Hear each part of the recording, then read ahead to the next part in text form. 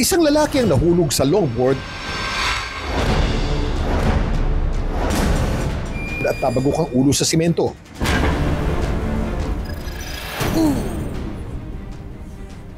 Kung wala siyang helmet, patay ito, sigurado. Ang lakas ng tama ng ulo sa batok pa, medyo deadly dyan sa lugar na yan. Pag nabagok yung ulo natin, pwede siya magkaroon ng penetrating injury or pwede tayong magkaroon ng pamumuo ng dugo sa loob ng skull natin. Pwedeng makomatos yung pasyente. Ang ilang pa mga lalaki, caught on cam din ang pagsemplang. Ang aktibidad na mukhang masaya.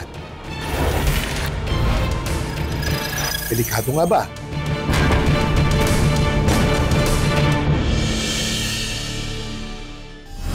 Kakaiba ang susong makikilala natin ngayong umaga. Kapareho ba ito ng suso na lumalabas sa mga kalsada tuwing katatapos lang ng ulan? Ano kaya pinagmura ng apoy? At naapula kaya ito bago pa kumalat ng gusto? Mangha-mangha at kahanga-hanga. Pinusuan sinero at community sa interes ng online universe. Pero bakit nga ba nag-viral mga videong ito? Samahan niyo akong himayin at alamin ang mga kwento sa likod ng mga viral video at trending topic dito lang sa... Dami mong alam, Kuya Kim! At dapat kayo rin. Isang lalaking naglo-longboarding ang rumaragasang dumausdos sa isang pababang kalsada. Nang bigla itong dumulas at sumalpok sa konkretong harang sa gilid ng kalsada. Naku, mabuti na lang naka-helmet si Kuya. Ang aktibidad na mukhang masaya. Delikado nga ba? Hindi po sa Los Angeles kundi sa Zambales. Nakuna ng ilang residente ang videong ito ng nasusunog na kabundukan. Ano kaya pinagmura ng apoy? At naapula kaya ito bago pa kumalat ng gusto? Maraming bakit ang musbong sa utak ng netizens. Bakit ganito? Bakit ganon? Pero paano nga kaya nangyari ito? Mabuti pa, tanungin natin ng isang eksperto. Dahil marami na curious, marami ding nag-post ng kanilang komento tungkol sa video. Suso na kadalasang iniiwasan at pinagdidirihan ng mga taga-Maynila. Kinakain daw sa probinsya. Naku po, safe bang kainin yan? Kakaiba ang susong makikilala natin ngayong umaga. Hi mga palanggana. Nagbuhala ang laki. At wala rin sa lupa. Kundi nasa tubig at pa-swim-swim lang.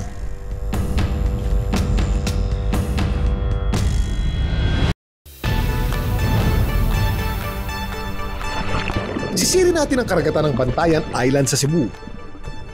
Dito, todo bantay ang mga mangingisda sa mga mauhuli nilang laman dagat. Pero may isa raw na tatanging huli rito na paborito ng mga tao. Ito ang higanteng suso, ang binga. Hi mga palanggana, ako'y binga diri. Mao ni gitawag nila sa Tagalog nga malaking kuhol daw pero binga mo itawag ani niya. Si Laila na certified island girl. Matagal na raw alam ang tungkol sa higanteng suso na ito. Na paborito raw adubuhin o gawing kilawin ng kanyang tatay. Bata pa lang ako, nakikilala ko na ang seashell na binga dahil sa papa ko. Naalala ko pa when I was in grade 3, yun ang unang pagkakatikim ko ng binga. Ang suso, bakit nila kinakain dito? Simple lang daw ang pamumuhay nila sa isla. Katulad ng maraming residente rito, sa dagat din sila umaasa ng maraming biyaya. Pagkadating niya galing sa dagat, mangingisda siya, magluluto kami ng kuha niyang isda, tapos magkukwentuhan sa pagkainan. Ang madalas nga nilang huli, danggit.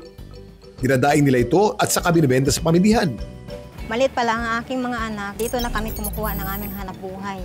Nakapagtapos sila ng elementarya hanggang sa high school. Ang higanting suso ng binga, naisipan niyang gawa ng content na mabilis namang humuli ng 1.5 million views.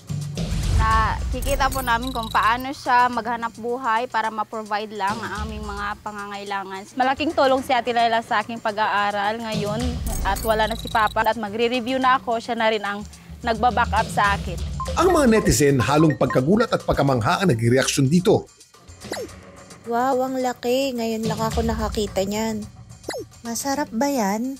Nakatikim ako niyan konti. Takot ako dyan. Hindi ko maintindihan ng lasa. Ang dami mong alam, Kuya Kim! Kapareho ba ito ng suso na lumalabas sa mga kalsada tuwing katatapos lang ng ulan? Magkaiba po yan mga kapuso. Ang mga land snail nakakapag-adapt sa mga moist environment tulad ng gubat o hardin. Samantala, ang mga higanting suso na ito sa video na pwedeng umabot ng 5 hanggang 7 pulgada ay pawang mga water snail na naninirahan naman sa marine environment. Kadamo ni mo'y nalibawan, Kuya Kim! Ang mga suso sa lupa, humihinga hindi sa bibig kundi sa maliliit na butas sa kanilang tagiliran na tinatawag na pneumostome o breathing hole. Samantala, ang mga aquatic snail naman ay may malahasang na baga na nag-absorb ng oxygen sa tubig at tinatawag itong pallial cavity. Kadalasan ding nagagamit nila ang kanilang mga paa sa paglangoy sa tubig o pagkapang sa surface. Nahuhuli ang binga kadalasan, sinisisid siya. Yun talaga yung pag yun ang sinasadya nila na kukunin, sinisisid nila gamit ang compressor. Pero meron din namang nakukuha na lambat ang gamit kasi gumagapang yan sila sa gabi tapos pag nadaanan nila yung lambat, mahuhuli sila. Don't worry guys, dahil sa dagat naninirahan, safe din daw itong kainin. Lalo pa at mga kapwa mollusk din ang diet nito. Ang binga ay kilala sa Melo sea snail. Ito ay isang higanting snail na kilala sa kanyang nutrients. Mataas ang kanyang protein content. Umaabot to hanggang 18% na mas mataas pa sa ibang nuts. May mga trace minerals din ito katulad ng calcium, potassium, magnesium, phosphorus, at iron. Masarap ang binga, maihahalin tulad ko siya sa karne ng baboy. Ngayong araw, hindi lang daw adobo at kilaw ang gagawin ni Laila sa binga. Susubukan niya ang bagong recipe for today's content. Si Laila gagawa ng binga omelette. Nilaga muna ang higanting binga sa loob ng 2 oras. Malambot na ang ating binga shell. So ngayon, tatanggalin na natin siya sa kanyang shell. Meron pa tong mga buhangin dito sa bibig niya, kaya hugasan muna natin dito sa tubig. Inalis ang bituka, hiniwa, ginisa ang sibuyas at bawang, at hinalo ang binga. Ngayon, lagyan na natin ng asin. Timplahan at pwede nang haluan ng itlog. Kamusta kaya ang lasa?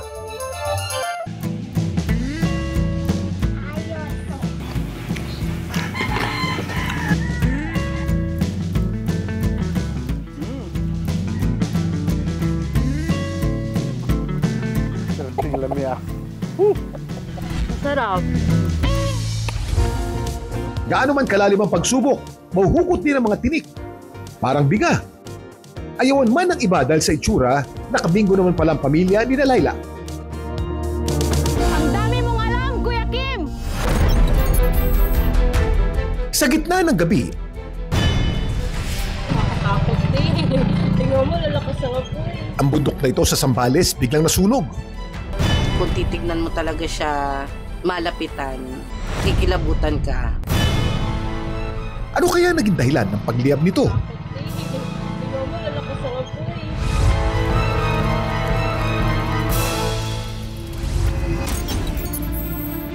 Mabuti na lamang ang apoy nasa bundok. Kung naalala nyo sa Los Angeles, ang apoy nagmula sa bundok, tumuloy sa napakaraming bahay. Mabuti lamang at medyo malayo yung bahay dito.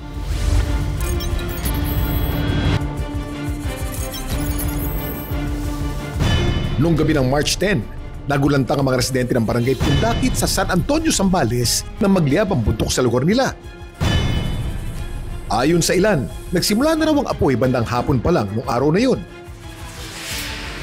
Pero kinagabihan, lumakas pa raw ng hustong apoy at mas kumalat pa dahil na rin sa malakas na bugso ng hangin. Ang mga litratong ito ay kuha ng isang residente. Ang comments ng mga netizen, napakaganda pero nakakatakot. Ang lala na sunog. Si Diana, isang tour guide sa lugar. Nakasaksi mismo sa paglaki ng sunog. Nakakatakot din. Tingnan mo, lalakas ang apoy. Babalik lang namin from Nagsasaf Cove, from tour, nakita namin yung wildfire. Pero hindi pa siya ganun kalakas. Mahina pa siya nung time na yon. May part na bundok na nasusunog na, pero hindi pa lahat. Ang kakaiba lang po doon nung araw na yon, nung March 10. Nung nakita mo yung sunog sa bundok, anong naramdaman mo? Nakakatakot, nakakakaba, Nakakagaba nung gumabi na kitang-kita namin yung kung gaano kalaki yung apoy at kung gaano siya kalawak. Ano nga bang sanhi ng sunog na ito? Ang wildfire mas mabilis pa raw sa takbo ng tao. Ang baga nito, kaya mag-travel ng up to 22 kilometers per hour or 14 miles per hour. Kaya bumibilis ang pagkalat nito ay dahil sa hangin. Ang init at lakas ng hangin ay nagpapabilis sa pag-apoy ng mga halaman at puno kaya't mahirap kontrolin ng mga ito. Alam niyo bang 85% ng wildfires ay kagagawa ng tao? Nangyayari ito sa mga unattended na campfires, itinapong ubos ng sigarilyo o kaya naman sadyang pagsunog. Ang United States, Australia at Canada ang most fire-prone countries in the world. Taon-taon nakakaranas sila ng highest number of wildfires. Ang California sa US may more than 10,000 wildfires every year. Dami mong alam, Kuya Kim! Noong April 1, 2025 naman, isang grass fire ang sumiklab sa timog kanlurang bahagi ng Taal Volcano Island sa Batangas. Ang sunog naapula matapos ng 22 oras ayon sa Bureau of Fire Calabarzon. Hinala ng mga kinauukulan, man-made ang naging apoy na ito sa Taal. Ayon sa Bureau of Fire Protection ng San Antonio, Zambales, ang sunog sa kabundukan ay gawa ng ilang mangangaso o katutubo. At ito raw karaniwang nangyayari sa lugar taon-taon. Kamusta pong nangyari sunog sa bundok dyan po sa lugar nyo? Every year kasi may nangyayaring sunog dyan sa may parte ng bundok. It so happen lang ngayon na this year, medyo malaki siya, kaya nag-viral. Pero may sunog talaga. Allegedly, may mga nangangaso dyan o yung mga nagkakainin na katutubo. Yun ang allegedly, yung possible na pinagmumulang. Lalatag ng contingency plan, nagkakrap ng measure kung paano ma-prevent pa yung mga ganitong pangyayari. Ang nakakalungkot na impormasyon, may papel din ang climate change sa pagdalas ng wildfires. Ang pagtaas ng global temperatures na nagkukos ng matagalang tagtuyot at iba pang extreme weather, nagpapataas din ang pagdalas o frequency at intensity ng wildfires worldwide. Ang ating kabundukan, pinagkukunan natin ng biyaya at iba pang pangangailangan. Kaya mabuti na ito'y pangalagaan. Ang dami mong alam, Kuya Kim! Isang lalaki ang nahulog sa longboard at nabagok ang ulo sa simento.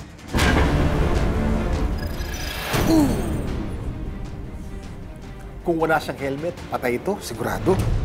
Ang lakas ng tama ng ulo sa batok pa, medyo deadly dyan sa lugar na yan. Pag nabagok yung ulo natin, pwede siya magkaroon ng penetrating injury or pwede tayong magkaroon ng pamumuo ng dugo sa loob ng skull natin. Pwedeng makomatos yung pasyente. Ang ilang pa mga lalaki, caught on cam din ang pagsemplang. Ang aktibidad na mukhang masaya. Delikado nga ba?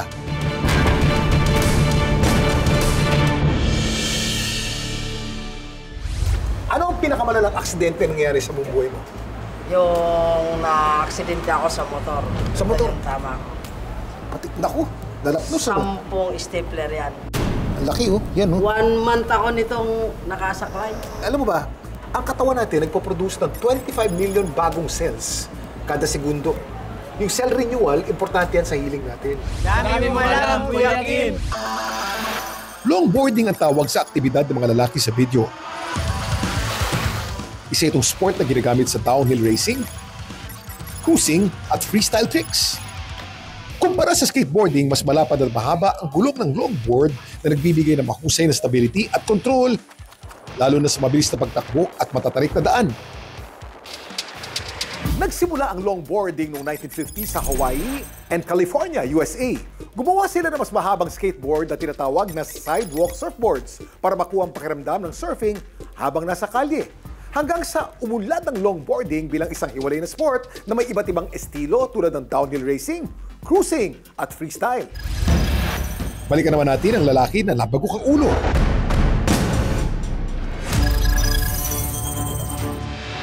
Mula sa Dumaguete, Negros Oriental. Nakilala namin ang 27 anyos na si Kimoy. Nung sa video na yon, nag-start po ako sa starting line. Pumadyak po ako ng malakas. Doon sa liko, nag-overspeed ako. Hindi nakaposisyon yung paa ko at yun na yun. Yung pag-impact, medyo nahihilo po ako. Kinakabahan ako doon. Agad naman daw siyang nilapitan ng kanyang mga kasamahan para tulungan. Ang mga safety gear na suot natin dapat hindi yung pwede na. Siguraduhin heavy duty ang mga ito dahil kapag tayo'y na-aksidente, pwedeng ito pa ang sasalba sa atin. Kapag nabagok yung ulo, meron tayong mga pinagmamasdan. Number 1, nawalan ba ng malay yung pasyente? Number 2, meron ba siyang amnesia? Number 3, disoriented ba siya? Hindi niya alam kung nasaan siya, anong ginagawa niya. Number 4, nasusuka ba yung pasyente? And number 5, pag may mga bali tayo ng mga buto. Ang mga bagay na ito hindi naman daw ininda ni Kimoy. May umaga, binalikan niya ang lugar kung saan nakuna ng video.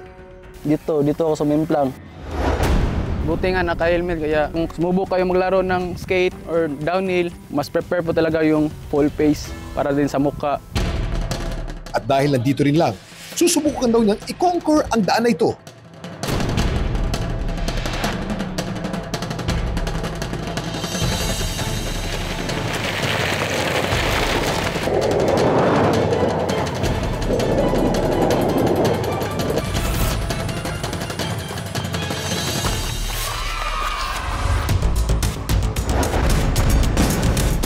Sports injury, marami tayong nakikita. It can be as mild as yung mga ankle sprain or tapilok. It can be a tendon strain, yung mga muscles na napunit.